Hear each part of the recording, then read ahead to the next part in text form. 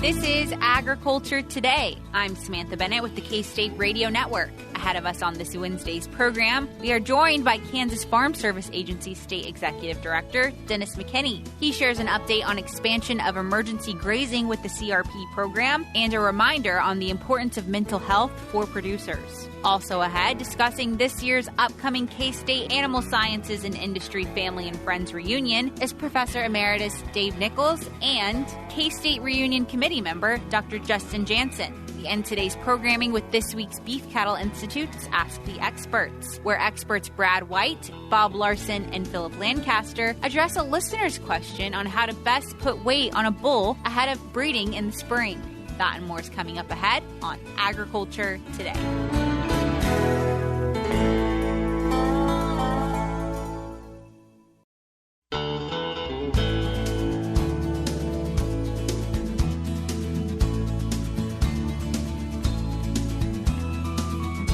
This is Agriculture Today. We are back now with State Executive Director for the Kansas Farm Service Agency, Dennis McKinney. So, Mr. McKinney, thank you for joining us today. Always good to be here. Well, I appreciate that. It's always good to have you here. So let's start with a few FSA updates, starting with the emergency grazing on CRP. I know there's been some changes in how that coverage has spread. Right. Since the 1st of October, basically all the counties but about 28 in northeast Kansas are eligible for emergency grazing. Now, we start a new program year, new federal fiscal year, new program year on October 1. So any grazing you do this fall counts against the days you're allowed to graze for the coming year. Typically, it's 90 days of emergency grazing is allowed, or if you're under non-emergency grazing, that would be 120 days. But, of course, under non-emergency grazing, you have to give up part of your payment, and it's limited on how often you can do it, whether it's once every 3 years. Typically, it's once every 3 years on non-emergency. So there's some restrictions there. You need to check with your local FSA office. Our rules allow us to be more flexible now. You get to choose when to graze. Your days are limited, but you get to choose the time of year, which means if you have some problem species of grass that you want to address, you can choose the time to graze now, which is a big improvement. However, like I said, any grazing now will count against your total number of grazing days. We do have more flexibility in that grazing. If you graze during the primary nesting season, which typically is April 15th through July 15th, you do have to have a grazing management plan. And before you just start grazing, be sure to call your county office so they can get you signed up correctly. And if you need a visit from NRCS, they'll come out and visit and look at it and hopefully talk to you about that. But do talk to your county FSA office before you just start grazing. Get everything approved first. Saves us all a lot of headaches. That it does. Key reminders for sure, especially the reminder of a new fiscal year has started, like you mentioned, on October 1. So key to remember for those 90 days of grazing. You know, since we're on CRP, I might mention, of course, this year we had about 288,000 acres of general CRP that was expiring. We had about 218,000 got signed back up. On a lot of those acres, when we sign back up, we say, okay, this type of a program needs more forbs or more different species of grass, you'll need to interseed that. So typically, producers have to remove some of that cover, and then quite often will rent the Conservation District drill or another grass drill, and they'll interseed different species of forbs or grass into the existing stand. And we have mixed reactions with that from producers because we don't always see the results, or it takes a long time to see the results. And, of course, you have to be patient on that. But the other part of that is we would like to look forward. What can we do in the future to make this more reliable and make it more user-friendly? In some states, not FSA, but in some states, private producers have actually used cattle on there during that time.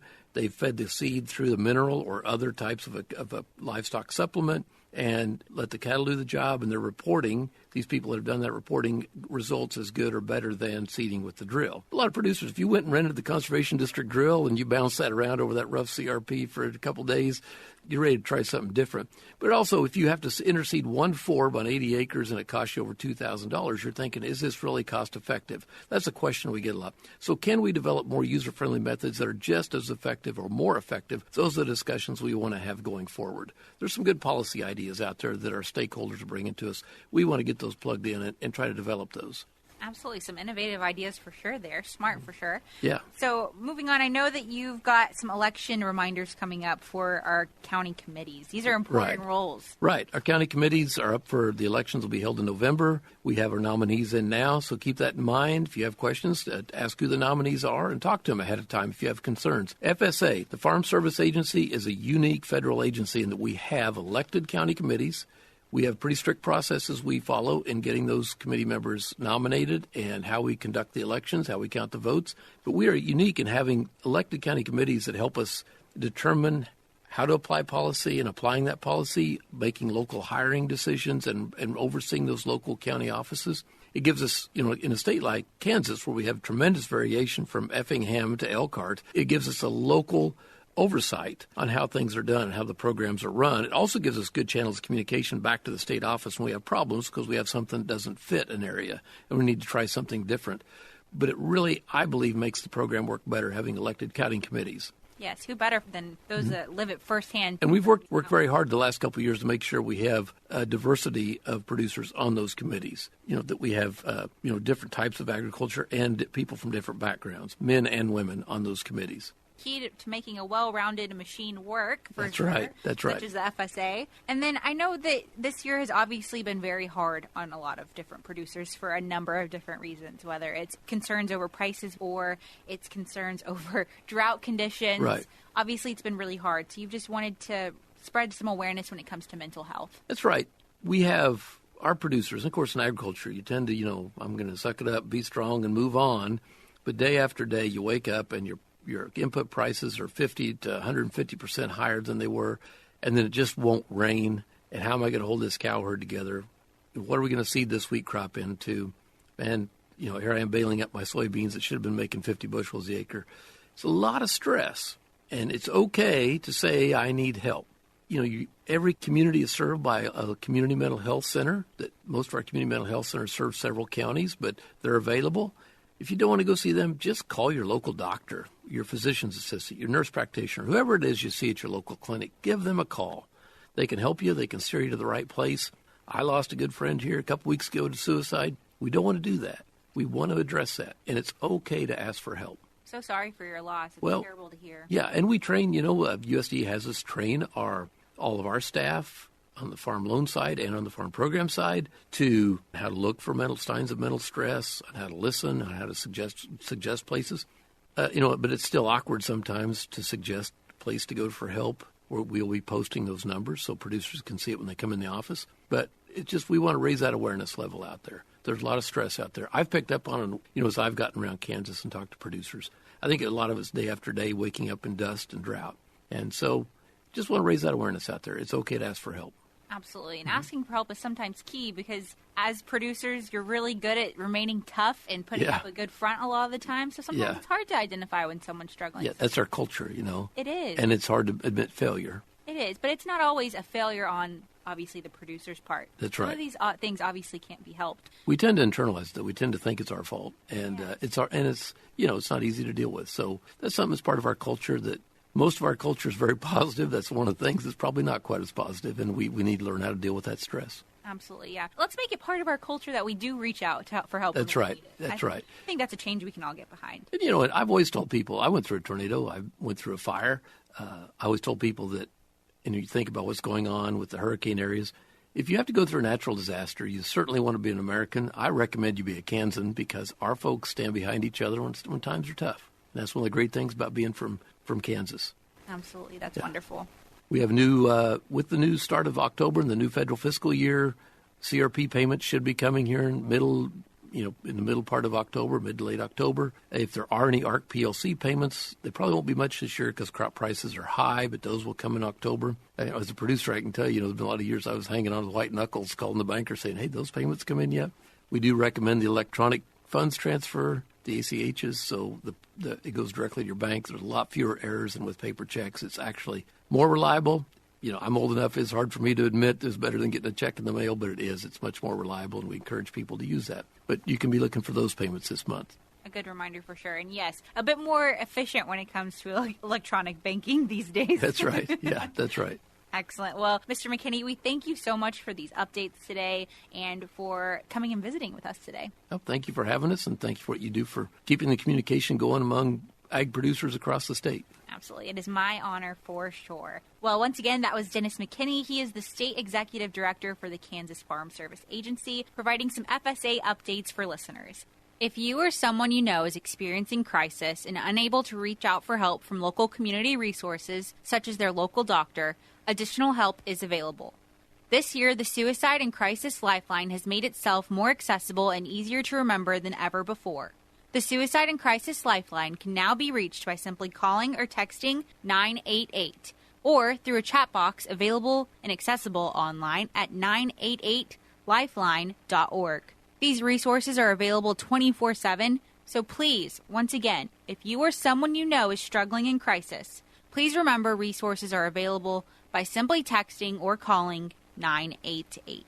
If you are looking for additional resources potentially outside of the Suicide and Crisis Lifeline, more resources are readily available at kansasagstress.org.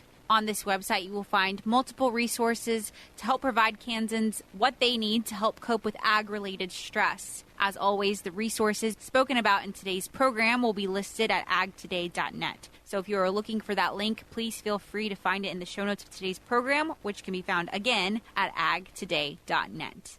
We will be cutting to a short break here momentarily, but when we return, Ag Today intern Katie Figge is speaking with Professor Emeritus Dave Nichols and K-State Reunion Committee member Dr. Justin Janssen about the upcoming K-State Animal Science and Industry Family and Friends Reunion, an event that you are not going to want to miss. Also still ahead is this week's Beef Cattle Institute's Ask the Experts, where experts Brad White, Bob Larson, and Phillip Lancaster are addressing yet again another listener's question, and this week it's on how best to put weight on a bull ahead of spring breeding season.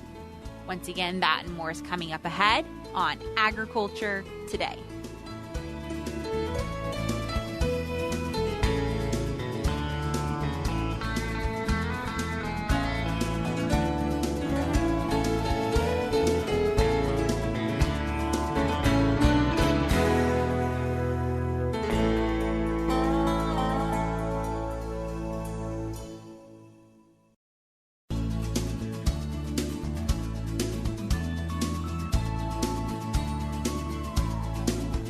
This is Agriculture Today for Samantha Bennett. I'm Ag Today intern Katie Figge. Joining me today in studio is recent retired professor Dr. Dave Nichols and K-State Reunion Committee member Dr. Justin Janssen. And today we'll be speaking with us about the upcoming K-State Animal Sciences and Industry Family and Friends Reunion. So thanks for joining us today, gentlemen. Thanks, Katie, for having us. Awesome. So we're going to go ahead and just jump right in. So in terms of getting all the facts, when and where is this event held? Well, this year people need to take note that it's on a Saturday. In the previous 7 events, it's been on a Friday evening, but this year we moved it to a Saturday to hopefully accommodate some of those young families that might have a Friday evening sporting activity. So it's on October the 8th, Saturday. It'll start at 4 p.m., and the food will be served, or the buffet lines will open up at 5:30, and the program will start at 7:15. Fantastic. So since this is a public event, what can the public expect to be at this event? Lots of friends and lots of alumni of Kansas State, but it's open to everyone.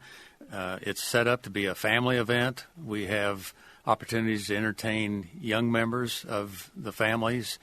We have the Junior Barnyard, which is a tent filled with all different types of activities that young kids can enjoy, so grandparents can bring their grandkids.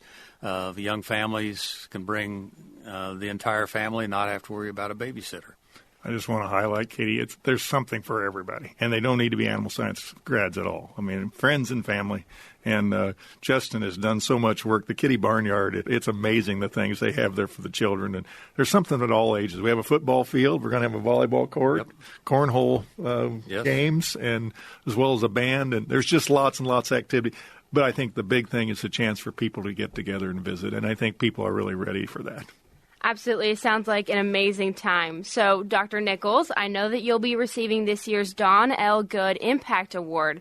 Can you please tell me a little bit about that award and maybe its history? Yes, Katie, and it's so humbling for me because I came to Kansas State because of a man that Justin knows very well, Dr. Bob Hines, who sadly passed. I stayed at Kansas State because of Don Good, and Don Good was a legend. And so the LMIC board years ago created the Don Good Impact Award, and this will be the eighth recipient, and it's just so humbling to do that. And our first one was Miles McKee. I think along the way, Sharon Swartz, Kelly Lechtenberg, has been honored, as well as Cattlefax, Certified Angus Beef, KLA, and U.S. Premium Beef. And so it's a pretty nice, it's a wonderful award, wonderful honor, and that'll be given at the program, I think around 7:15 or so. Yes. Yep. That sounds so fantastic. Since this award is based on your impact, what impact do you hope to have left on Kansas State University and the industry itself?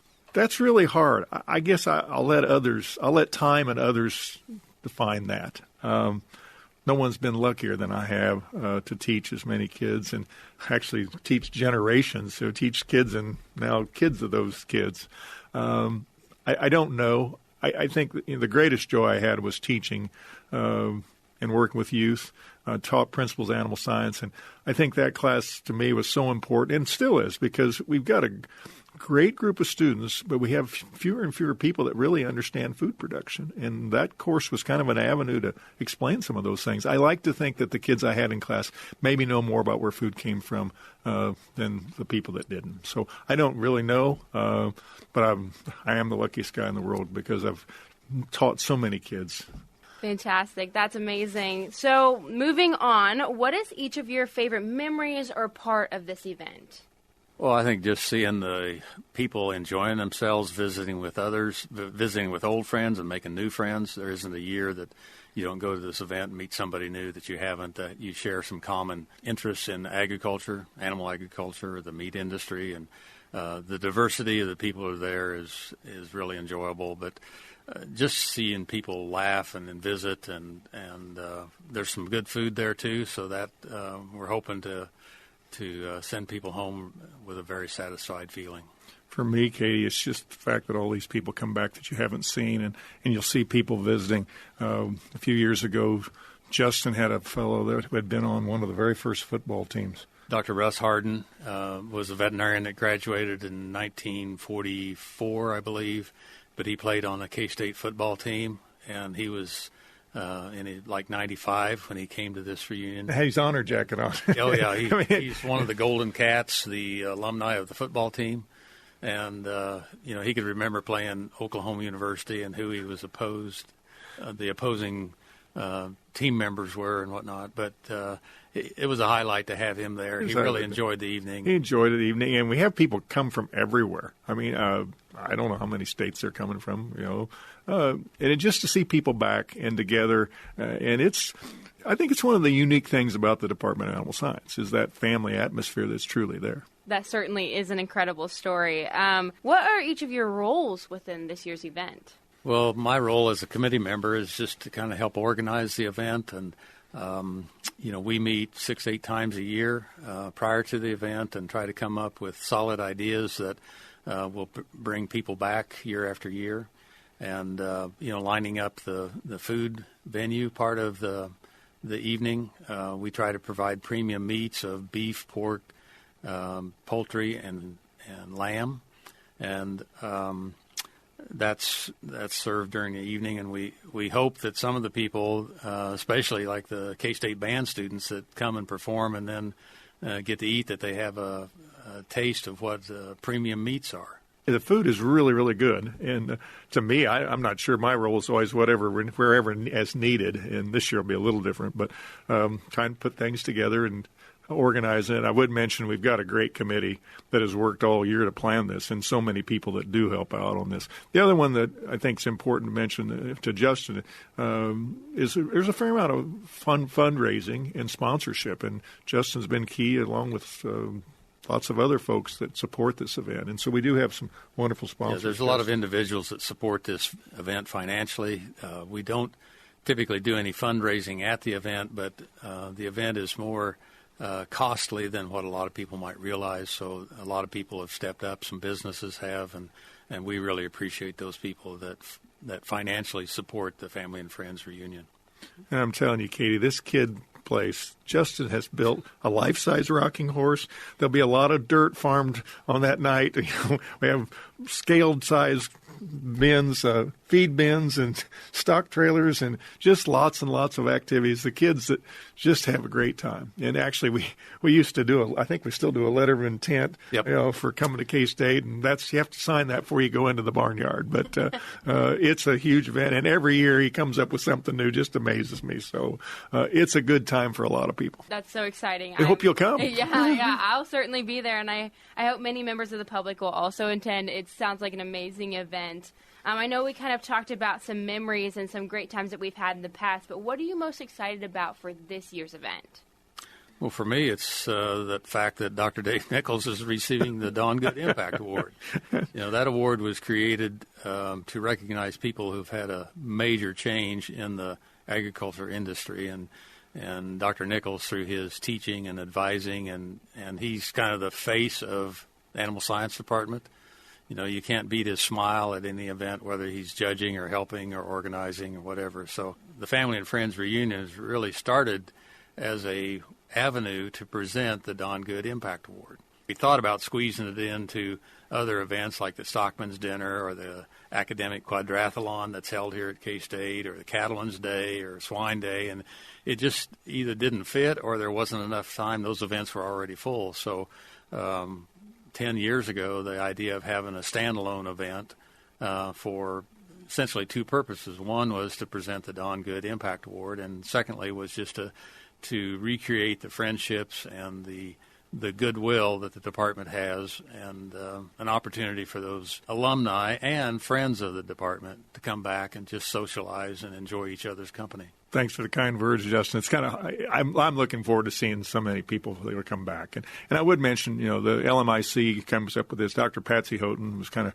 her initial idea, and we started this 8 years ago, and it's continued to kind of grow about every year. And I think, to me, it's just to see the people. And I've got 4 brother-in-laws that are coming, and it's just, you see people you haven't seen for years. At the end of the day, it's all about the people. And I think it's a good time, good food, good activity, and we hope people will come on October 8th. What incredible stories. I'm so excited for this year, and I'm sure many others are excited as well. Where can people register? Go to the ASIKSU.edu/family and friends. If you'll go online, you can find the registration there, or you can contact Lois Schreiner at 785-532-1267 and register. Awesome. And as always, that link to that information will be found in the show's notes of today's program, which can be found on agtoday.net.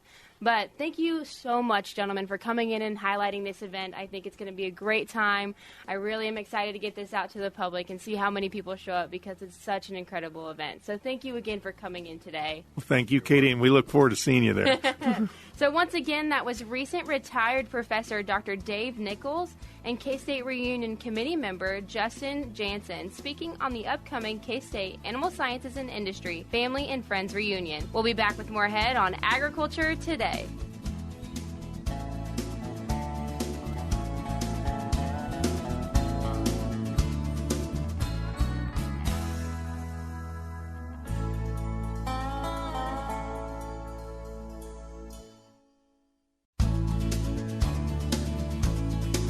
This is Agriculture Today. We are rounding out today's programming, as we always do, with our Beef Cattle Institute's Ask the Experts. This week we are joined by experts Brad White, Bob Larson, and Phillip Lancaster. Hi, welcome to Beef Cattle Institute's Ask the Experts, where our experts will answer your questions. I'm Brad White, and with me today is Dr. Bob Larson. Hello, Brad. And Dr. Phillip Lancaster. Hello, Brad. On BCI Ask the Experts, we find the right experts to answer your beef production questions. If you have a question that you'd like to ask, you can send us an email at bci@ksu.edu with BCI Ask the Experts in the subject line. Our formats, I'll ask each expert the same listener question, and they have a chance to respond. Each response will receive points with a maximum of 10 points available. So let's get started with today's question. This question is from a listener that asks, I have a bull from our spring calving herd that we have just weaned the calves, and as I remove the bull from the herd, he looks relatively thin. I need him to breed again in the spring. What advice do you have? Bob, I'm going to start with you. All right. Well, I'm going to focus on some of the health aspects, and let's make sure that this bull regains some body condition between now and spring, but we've got time, so that's not a real urgent thing. But some of the things that I am concerned about in a bull that's kind of thin is he getting enough vitamin A, particularly as we move into using dormant forages? And for mature bulls, feet and legs are important problems that can keep a bull from really regenerating and being ready for the spring breeding season. And we will want to do a breeding soundness exam come spring, but probably don't need to do that right now. Excellent. Phillip? I think the first question is how thin. If he's a body condition score 5, he needs to be a 6 come next spring for breeding season. He's probably going to be able to gain that through the winter on forage alone, as long as it's decent quality forage, and he'll be good. If he's body condition score 4, you may want to either feed him a higher quality forage to get him to gain that, or maybe need to supplement him a little bit with a little bit of something like soy hulls or distiller's grains, a high fiber with a high energy, high digestibility feed. Excellent. So Phillip asked a great follow-up question in how thin is the bull? And I'm going to give Phillip a couple more points for that because he's following up, making some distinctions on what he's going to do based on how thin. But Bob, you brought up some good points about what are some of the health issues with bulls as they come off. So let's take this scenario to the next step, maybe go a little beyond the listener question. As I want to prepare that bull for spring, what things beyond, you mentioned some diet stuff, what things should I put in place now to make sure he's ready to pass his BSE in the spring? All right. Well,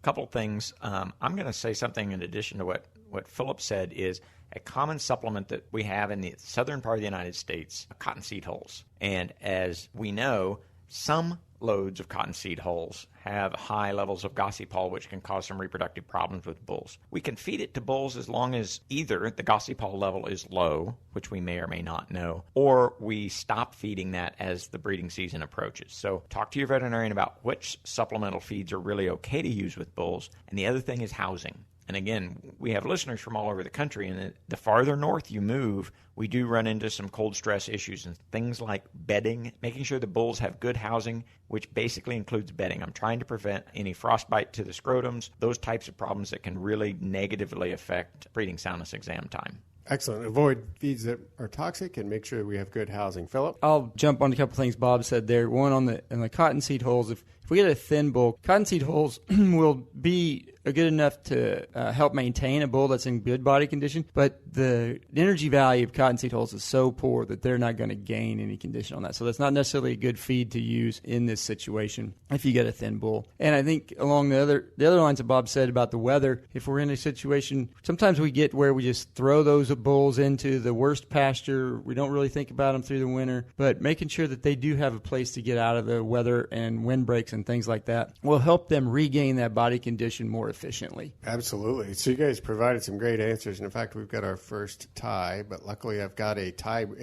You each have 9 points. You're not going to leave us that way. But I have a tiebreaker. We can't leave it that way. Bob, the tiebreaker goes to you because you made the comeback. Can you spell Gospel? Oh, G-O-S-S-E Paul. I'm not going to accept that. Phillip goes away with the win. Thank you for your questions. And as always, you can send us a question at bci@ksu.edu with Ask the Experts in the subject header. Once again, those were K-State experts Brad White, Bob Larson, and Phillip Lancaster for this week's Beef Cattle Institute's Ask the Experts. That concludes today's programming. We will be back with more tomorrow on Agriculture Today.